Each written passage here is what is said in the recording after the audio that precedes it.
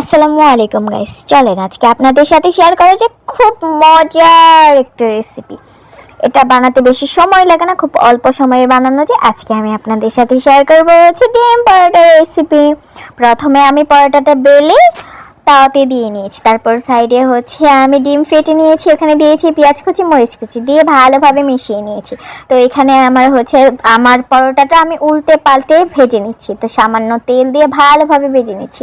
আমার পরোটাটা ভাজা হয়ে গেলে উপরে দিয়ে নিচ্ছি হচ্ছে ডিম। তো ডিম এর পাশে ডিম দিয়ে আমি উল্টিয়ে দিয়েছি, আবার অপর পাশে সেম প্রসেসে আমি ডিম দিয়ে নিব।